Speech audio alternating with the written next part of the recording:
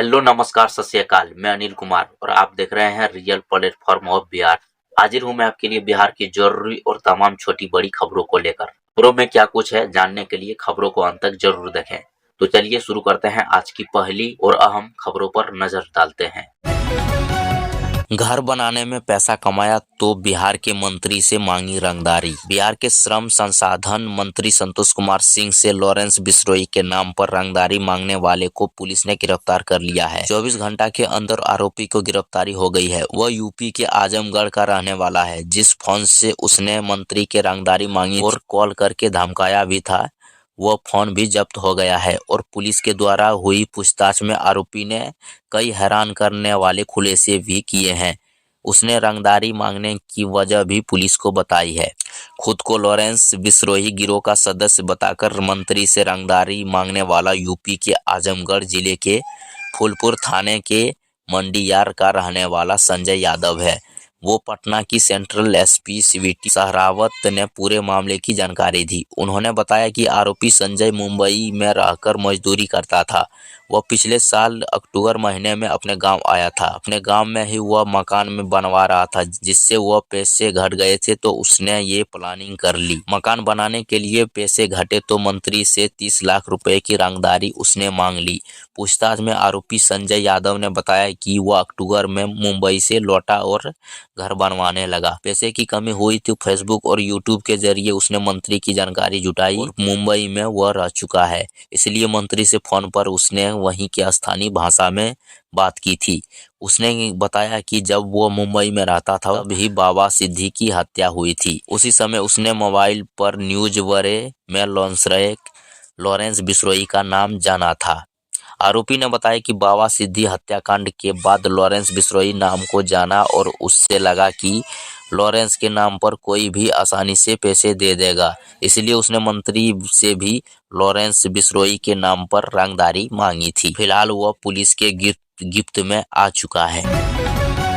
बर्फीली हवा से पूरे जनवरी कांपेगा बिहार। गलन वाली ठंड इन दिन से होगी शुरू। बिहार में ठंड के तेवर अभी नरम नहीं होने वाला है। बिहार का मौसम सख्त हो गया है और गलन वाली ठंड से भी अब सामना लोगों का होगा। कोहरे की मार भी बीते दिन तेज हुई है। पश्चिम विक्षोभ के सक्रिय होने की वजह से बिहार में मौसम का मिजाज भी अचानक बदला है। मकर संक्रांति के बाद लोगों की राहत की उम्मीद थी, लेकिन इस पूरे जनवरी महीने में ठंड से फिलहाल राहत की कोई उम्मीद नहीं है। एक के बाद एक करके पश्चिम विक्षोभ के सक्रिय होने से बिहार में ठंड तेज हुई है। मौसम वैज्ञानिकों की माने तो पूरे जनवरी महीने में ठंड से इसी तरह सामना होगा। 19 जनवरी से न्यूनतम तापमान में भी गिरावट के आसार है। साथ ही पश्चिम बिहार, उत्तर मध्य बिहार और दक्षिण मध्य बिहार के जिलों में बादल का प्रभाव भी दिख सकता है, लेकिन गलन वाली ठंड अभी भी जारी रहने वाली है। पटना में राह चलते हमला कर रहे हैं कुत्ते। 12 महीने में 1,63,000 लोगों ने लिया एंटी रेबीज इंजेक्शन। राजधानी में कोई ऐसी गली, सड़क व मोहल्ला नहीं है जहां आवारा कुत्तों की फौज नहीं है। पहले सुरक्षा के मद्देनजर कुत्तों को पाला जाता था। गलियों के कुत्तों को रोटियां खिलाई जाती थी ताकि वे पहरेदारी कर सके, लेकिन अब तो वो आतंक का पर्याय बन गए हैं। इनकी लगातार बढ़ रही आबादी को लेकर न तो पशु नियंत्रण विभाग, नगर निगम व पशु कल्याण संगठन कोई ध्यान दे रहा है और न ही इनकी आबादी को कम करने के लिए किसी तरह का प्रयास किया जा रहा है। यही वजह है कि इन कुत्तों का आतंक अल सुबह से लेकर देर रात तक बना रहता है। न्यू गाइटर अस्पताल में गुरुवार को एंटी रेबीज इंजेक्शन लेने पहुंचे आकाश कुमार ने बताया कि मोहल्ले की सड़कों पर कुत्ते हमेशा झुंड बनाकर रहते हैं। रात में बाइक से उसी रास्ते से मैं घर जा रहा था, तभी कुत्तों ने हम पर हमला कर दिया। सड़कों पर आवारा कुत्तों की भरमार है जो अक्सर आने जाने वाले लोगों पर झपट पड़ते हैं। तेजस्वी यादव का नीतीश कुमार पर हमला, बोले रिटायर्ड अधिकारियों को साथ लेकर घूम रहे हैं सीएम। मुख्यमंत्री नीतीश कुमार 20 वर्षों में जो न कर सके वो अब करने की बात कर रहे हैं। वो प्रगति यात्रा नहीं, दुर्गति यात्रा कर रहे हैं। नीतीश कुमार के पास कोई विजन नहीं है, कोई ब्लूप्रिंट नहीं है। वो एक थके हुए मुख्यमंत्री है जो कि तमाम रिटायर्ड अधिकारियों को साथ घूम रहे हैं। कार्यकर्ता दर्शन सह संवाद यात्रा के तहत कहा गया है कि आए जनता प्रतिपक्ष तेजस्वी यादव प्रसाद ने यह बातें गुरुवार को जिला अतिथि गिरी में प्रेस वार्ता को संबोधित करते हुए कही। कार्यकर्ता दर्शन सह संवाद कार्यक्रम में शामिल होने के लिए पहुंचे थे। गया जिले के 10 विधानसभा के कार्यकर्ता इस कार्यक्रम में शामिल होंगे। तेजस्वी यादव ने कहा कि नीतीश कुमार कहते हैं कि बिहार विकास कर गया है और नीतीश आयोग की रिपोर्ट के अनुसार बिहार बेरोजगारी एवं गरीबी में 1 नंबर पर है। महंगाई से छात्र, नौजवान एवं अन्य लोग भी परेशान है। नीतीश कुमार के राज्य में भ्रष्टाचार चरम पर है। अपराधी बेलगाम हो चुके हैं और किसान भी परेशान है। सिर्फ डीके बॉस ही सुपर सीएम है। डीके टैक्स कैसे वसूला जा रहा है, इसका खुलासा बहुत जल्द करेंगे। तेजस्वी यादव ने यह भी कहा है कि बिहार तो भ्रष्टाचार की गंगोत्री बन चुका है।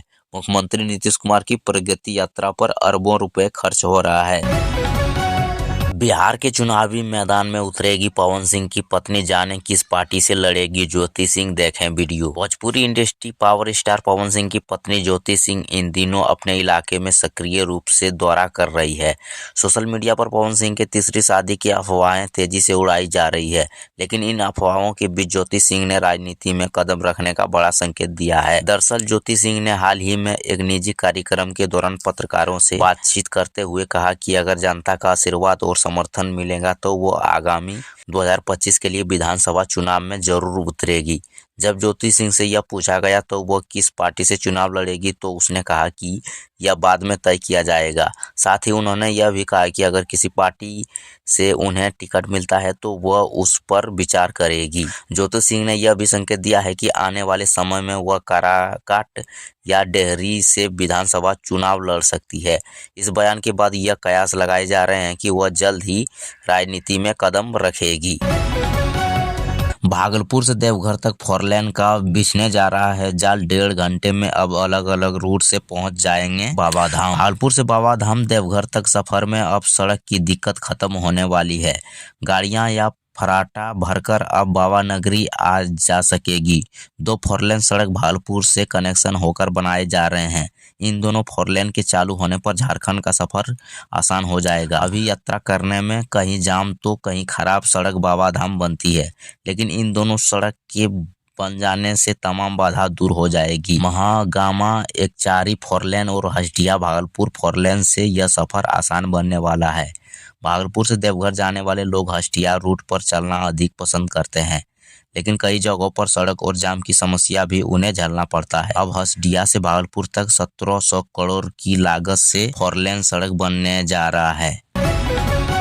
बिहार में इंटरकास्ट मैरिज के लिए तैयार नहीं हुए प्रेमिका के पिता डिप्रेशन में, बैंक मैनेजर ने की आत्महत्या। बिहार में एक बैंक मैनेजर ने खुदकुशी कर ली। जिस लड़की से उनका प्रेम प्रसंग चला वो शादी का वादा करके बाद में मुकर गई। लड़की के घर वाले सहमत हुए, लेकिन बाद में अंतरजातीय विवाह के लिए राजी नहीं हुए। इसके बाद प्रेमिका के बेवफाई से युवक डिप्रेशन का शिकार हो गया। अंत में उसने आत्महत्या कर ली। एक सुसाइड नोट लिखकर उसने अपनी जिंदगी खत्म की। घटना मुजफ्फरपुर सदर थाना क्षेत्र के भगवानपुर इलाके की है, जहां एक सरकारी बैंक में मैनेजर के पद पर तैनात रहे युवक ने खुदकुशी कर ली। मृतक के भाई ने सदर थाने में प्राथमिक दर्ज कराई है, जिसमें एक लड़की व उसके परिवार के लोगों को आरोपी बताए हुए साजिश के तहत शादी तय करके तोड़ने व सुसाइड के लिए मजबूर करने का आरोप लगाया गया था। बता दें कि भगवानपुर इलाके में खुदकुशी की इस घटना का कनेक्शन कटिहार जिले से जुड़ा था। दरअसल कटिहार में पोस्टिंग के दौरान मृतक बैंक मैनेजर को एक लड़की से प्रेम हो गया था। कटिहार जिला में शाखा प्रबंधक के पद पर नवंबर 2020 से अप्रैल 2022 तक युवक रहा। मृतक के भाई ने प्राथमिक में बताया कि इस लड़की के चक्कर में उसका भाई खुद को भी भूल चुका था। चिराग पासवान ने की बीपीएससी री एग्जाम की मांग, बोले सरकार में हूं इसलिए धरना आंदोलन नहीं कर सकता। पटना हाईकोर्ट ने एक याचिका की सुनवाई में साफ किया है कि 17वीं बीपीएससी परीक्षा का परिणाम जारी होने पर रोक नहीं लगाई जाएगी। इधर 17वीं बीपीएससी पीटी विवाद में केंद्रीय मंत्री चिराग पासवान का बयान सामने आया है। दरअसल बीपीएससी पीटी री एग्जाम की मांग करते हुए चिराग पासवान ने कई सवाल भी खड़ा किए। चिराग पासवान ने सरकारी में शामिल रहने और गठबंधन धर्म की मजबूरी बताते हुए कहा कि अगर वो विपक्ष में होते तो आंदोलन भी करते। चिराग पासवान से एक न्यूज चैनल के कार्यक्रम बीपीएससी विवाद से जुड़े सवालों का जवाब दिया। चिराग पासवान ने अपने स्टैंड को लेकर कहा कि मैं और मेरी पार्टी पूरी तरह से छात्रों के साथ है। मैं मानता हूं कि कहीं न कहीं इस परीक्षा में धांधली हुई है, कुछ तो अनियमितता बरती गई, जिसके कारण री एग्जाम की नौबत आ गई।